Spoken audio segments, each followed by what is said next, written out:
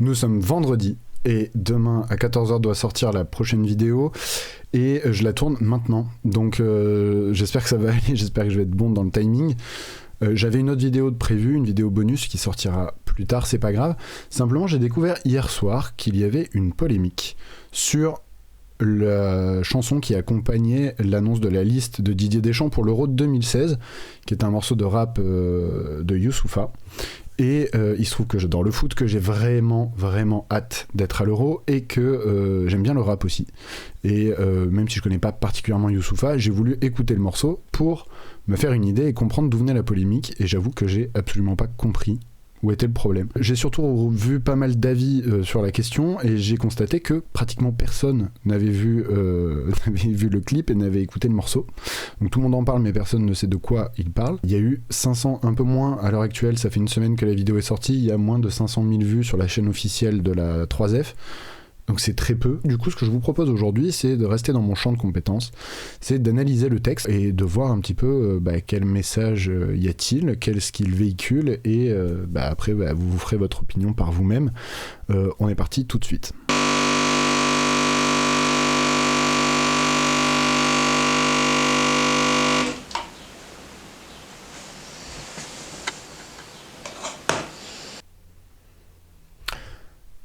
Effectivement, bienvenue pour ce deuxième épisode de Café sans sucre. Alors je vous en prie, allez vous chercher un café, une tisane, un thé, un dijon, ce que vous voulez. On va passer un petit moment ensemble pour regarder du coup ce texte de Youssoupha qui s'appelle donc « Écris mon nom en bleu ». Première chose, regardons déjà le clip. Alors je vous mets pas le son pour des questions de droit, vous irez l'écouter, il dure 2 minutes et quelques, donc il n'y a pas de souci, je vous le mets en fiche d'ailleurs. Allez le voir si vous le souhaitez. Pour ce qui est du clip, moi je le trouve plutôt joli. Alors, en gros c'est quoi ? C'est un mélange de montage entre des dessins représentant les 26 joueurs sélectionnés par Deschamps, des dessins même animés. Il y a des séquences animées qui sont très jolies je trouve, franchement ça rend bien, sur des montages avec les lieux d'origine je suppose des joueurs sélectionnés. Alors je mets un peu c'est des faux guillemets, je sais pas ce que c'est, mais je mets des guillemets parce que par exemple pour Mandanda, le plan qui est là c'est un plan de Notre-Dame, pris depuis Notre-Dame de la Garde sur la rade de Marseille avec un petit stade en contrebas, donc c'est Marseille, il est pas marseillais Mandanda, bon il vit à Marseille depuis des années, il représente, c'est le seul olympien qualifié pour l'Euro, donc bon voilà, je pense que c'est pour ça. Du coup, est-ce que c'est de l'origine ou est-ce que c'est là où ils ont grandi, je sais pas trop. En tout cas, c'est des lieux de différents endroits de France qui rappellent, je suppose, les origines ou le parcours sportif des uns et des autres. Tout est en noir et blanc, sauf le maillot bleu qui ressort avec la ligne rouge. Mais sinon tous les joueurs sont grisés. Je pense que c'est une volonté déjà de faire ressortir le bleu au milieu du noir et blanc un peu morose, un peu morne. Je pense que c'est aussi une manière de réduire les couleurs de peau des différents joueurs, non pas pour occulter les origines des uns et des autres, simplement pour montrer que la seule couleur qui compte sur cette compétition, c'est la couleur du maillot, le maillot bleu. Donc voilà, je pense que c'est ça qui justifie ça, au-delà du côté esthétique que je trouve encore une fois plutôt réussi. Pour ce qui est de la musique, j'ai vu dans les commentaires de la vidéo pas mal de gars qui disaient c'est quand même très répétitif, il y a un côté très guerrier. Bon, alors déjà c'est du rap, donc oui, effectivement on est sur des rythmes assez répétitifs, ça fait un peu partie du truc. Après c'est vrai que c'est un rythme qui est assez lent. Et c'est vrai qu'il y a un côté un peu martial, un peu guerrier. Ça m'a fait penser d'ailleurs en l'écoutant à un autre morceau que je trouve bien mieux par ailleurs, mais qui avait lui aussi été, à mon avis, une commande. C'était un feat entre Alonso des Psychiatres, El Matador et Brasco, à l'occasion de la sortie du film 300, qui reprend la BD de Frank Miller, et donc qui raconte, vous connaissez tous 300, mais qui raconte la bataille des Thermopyles entre les Spartiates et les Perses, et ce morceau a été absolument dingue, et il y a un côté aussi du coup très, très militaire, très martial, qui raconte la bataille et tout. On a un peu ça de manière fictive aussi chez IAM dans l'école du micro d'argent, et c'est vrai que le rap c'est un genre musical qui se prête très bien à ces récits guerriers, à ces harangues militaires, encourageant, poussant vers le courage, etc. Et c'est vrai que ça a choqué, faut pas exagérer, mais il y a des gens qui ont remarqué ça et qui ont dit quand même, c'est pas la guerre, naninana. Bon, petite citation de George Orwell, alors je suis pas sûr parce qu'elle existe sous plein de versions sur le net et j'ai pas lu l'œuvre d'origine, donc je sais pas exactement, mais voilà ce qu'on trouve. Le football international est la continuation de la guerre par d'autres moyens. Alors c'est souvent attribué à Orwell, parfois c'est à propos du foot, parfois c'est à propos du sport international en général. Donc il y a un peu ce côté-là aussi, et oui, c'est assumé. Et on va le voir dans le texte, il y a plein de références guerrières. Pour moi, c'est assumé. Évidemment que c'est pas un encouragement à prendre les armes, enfin, faut être teubé pour imaginer ça. Mais de voir le terrain de foot comme une métaphore d'un champ de bataille où on doit prouver sa valeur pour surpasser son adversaire, moi, ça me... Enfin, bon, voilà, après c'est perso, mais moi, ça me choque pas. Voilà, c'est une façon de voir le football, de voir le sport. Et j'ai envie de dire, pourquoi pas ? Enfin, je veux dire, les pays se tirent la bourre au JO pour avoir plus de médailles que le voisin, pour prouver sa grandeur, pour défendre son maillot, son drapeau. Je vois pas où est le mal. Voilà, honnêtement. Voilà. Ceci étant dit, effectivement, la musique, elle est quand même assez... Elle est pas juste répétitive, elle est un peu monotone. Et c'est vrai que ça pète pas. Après, ça dure 2 minutes. Sur 2 minutes, on peut accepter ça. Alors, ce que je vous propose de faire peut-être, c'est de passer sur le texte et de regarder tranquillement ce qu'il nous dit et qu'est-ce qu'on peut dégager comme idée de tout ça. On commence avec ce qui va nous servir de refrain et qu'on va retrouver du coup très régulièrement entre les couplets.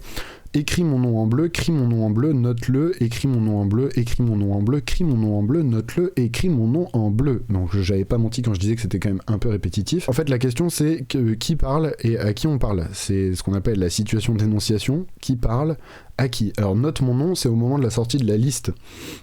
J'ai entendu à droite à gauche que c'était l'hymne des Bleus pour l'Euro. Non, c'est juste un morceau qui était là pour accompagner la sortie de la liste, pour lui donner un peu de relief. Donc vu que c'est au moment de la liste, note mon nom en bleu, ça s'adresserait à Didier Deschamps et Youssoupha ici, enfin le narrateur, se mettrait dans la peau des joueurs qui ont été sélectionnés. Et c'est comme ça tout au long du texte.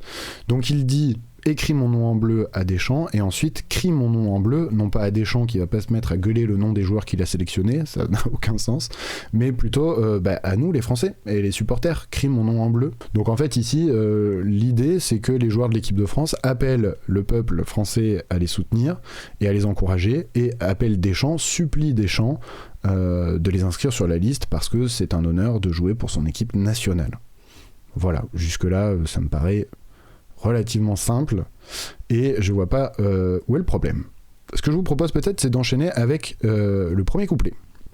Alors sur le premier couplet ici en même temps dans le clip sont présentés les gardiens de but et les défenseurs.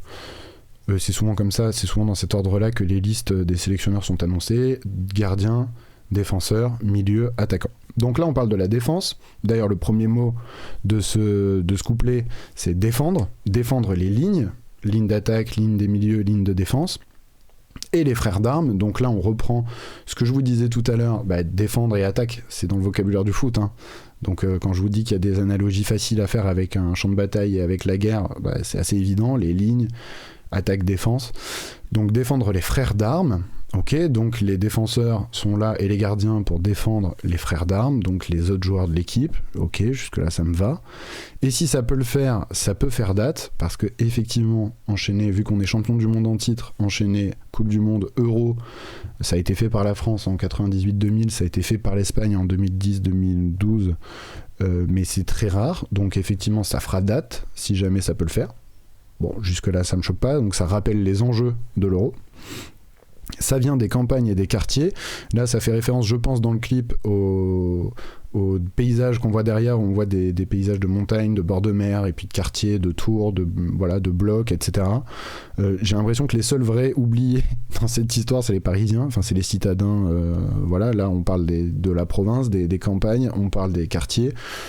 Alors, ou c'est les quartiers urbains, donc des villes. Donc c'est les villes et les campagnes, ou alors c'est les quartiers plus défavorisés, les quartiers, ce qu'on appelle les quartiers, les banlieues, quoi.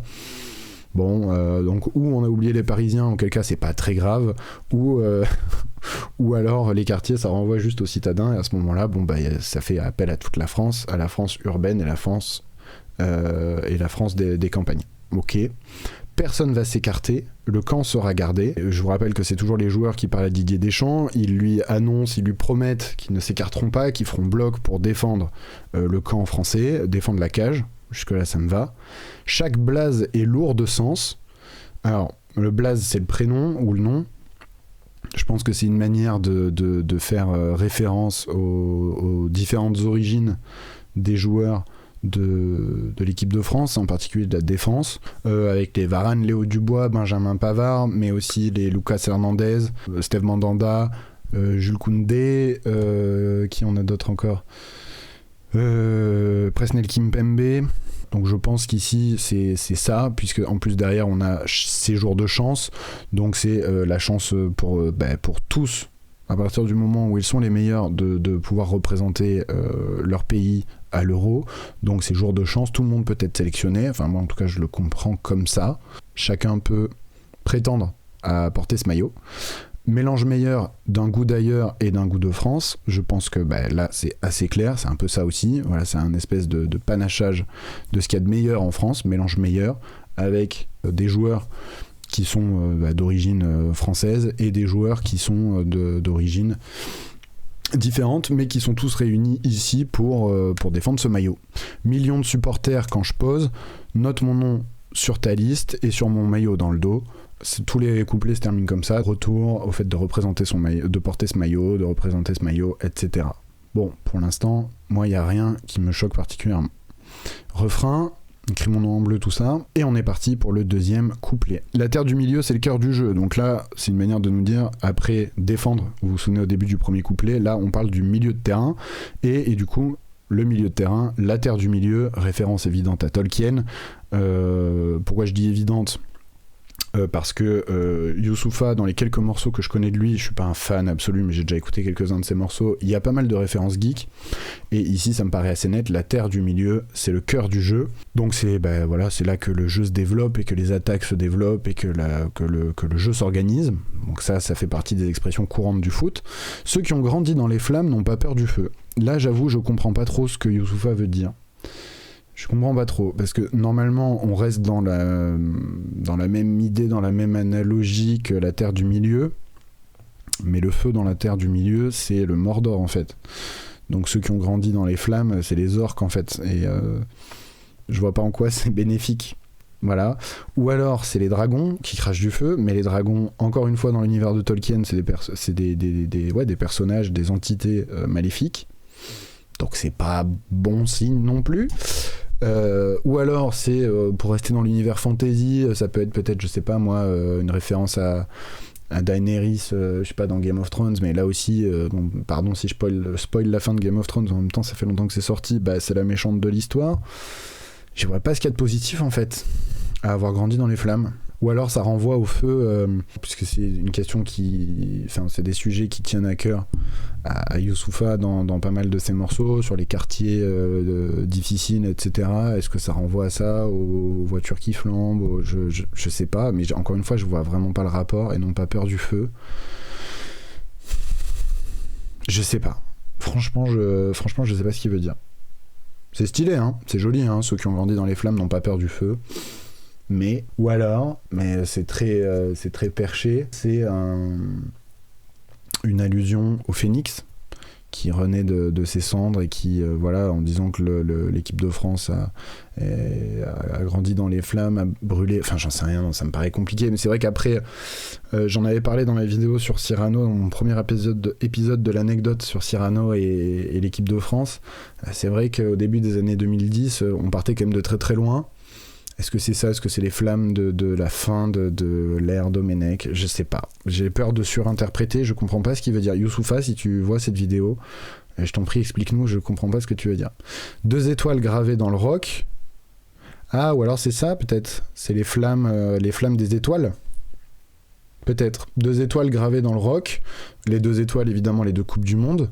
Gravées dans le roc, gravées dans le marbre. Est-ce que c'est une ref à graver dans la roche de Sniper ? On ne sait pas. Difficile de le définir. Mais là, c'est une autre histoire sur les routes de l'Europe. Et oui, parce qu'à l'Euro, on en a déjà gagné, mais ça ne rapporte pas d'étoiles, a priori. Enfin, en tout cas, pas en France. Donc, c'est une autre histoire. Pagaille, pas de faille. Mais qui dit qu'on n'est pas de taille ? Personne. Tout le monde nous voit comme favoris. Donc pagaille, pourquoi pagaille ? Je sais pas quoi ça fait référence. Il n'y a pas eu spécialement de complications ou de surprises dans les dernières listes, donc je sais pas. Pas de faille, ça je veux bien l'entendre. On est une équipe réputée très solide, mais qui dit qu'on n'est pas de taille ? Personne. aucune prétention, juste assumer dans la bataille. Effectivement, donc là on retrouve bataille, on retrouve ce champ lexical de la guerre, juste assumer dans la bataille, assumer son statut de favori pour l'Euro, puisqu'on est champion du monde en titre et vice-champion d'Europe en titre, donc évidemment il va falloir assumer ce statut. Bleu, bleu je sais pas, il est posé là comme ça, millions de supporters quand je pose, notre monde sur ma liste et mon maillot dans le dos. Refrain, et on part pour la dernière strophe, le dernier couplet. À l'attaque jamais plié, donc bien sûr défendre, terre du milieu, attaque. Donc là maintenant ce sont les attaquants. À l'attaque jamais plié, même si elles sont loin, on entend nos foules crier, puisque l'Euro va se dérouler dans différents pays cette année, et avec le Covid, on va pas avoir l'occasion de beaucoup voyager pour aller dans les stades, même si ça devrait être un peu ouvert au public. A priori les foules elles seront loin, et voilà, et c'est encore un appel. Si vous vous souvenez au début, crie mon nom en bleu, un appel pour les Français à soutenir cette équipe. Bien sûr qu'il faut briller, l'histoire est superbe. Bon, jusque-là, c'est à peu près clair. Encore une fois, ref à l'étoile, aux étoiles sur le maillot. Mais c'est pas la guerre des étoiles, on est bien sur Terre. Oui, c'est pas la guerre des étoiles. Là encore, ça renvoie à ce que je disais tout à l'heure, au fait que déjà à l'Euro, on gagne pas d'étoiles. Et puis en plus, pour dire que c'est pas avec le palmarès et l'histoire qu'on fait se lever les foules, c'est pas la guerre entre qui a le plus beau palmarès, mais c'est vraiment sur le terrain que ça va se jouer. On est bien sur terre, sur le terrain, et c'est là que le match se gagne ou se perd. Uni, appel à l'unité.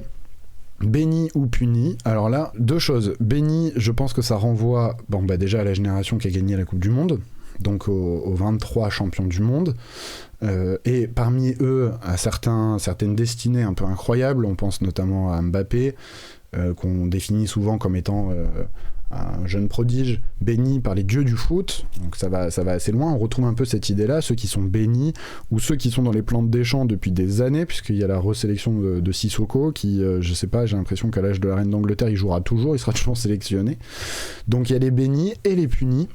Alors les punis, pour moi, c'est une ref assez évidente à Adrien Rabiot et Karim Benzema, qui avaient été punis, écartés de l'équipe de France pour avoir manqué de respect au maillot, tout simplement, et qui ont été réintégrés, qui ont obtenu une deuxième chance récemment, même très récemment pour Benzema et récemment pour Adrien Rabiot.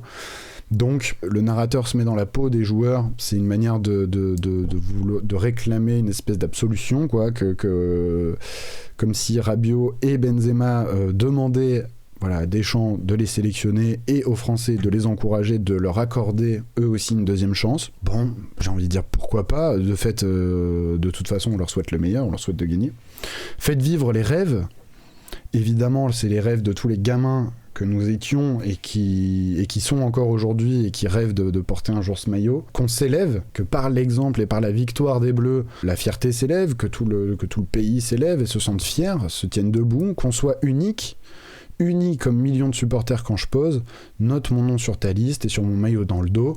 Donc là on a plusieurs fois uni qui est répété, en gros c'est un appel à l'unité au sein des Bleus dans la sélection et à une unité dans la nation, une unité du peuple autour de cette équipe, puisque notamment la présence d'Adrien Rabiot et de Karim Benzema a fait débat et polémique pendant longtemps. C'est un appel à l'unité et à l'union sacrée en vue de cette compétition. Moi, c'est comme ça que je le vois. Et ensuite, le morceau se termine de cette manière.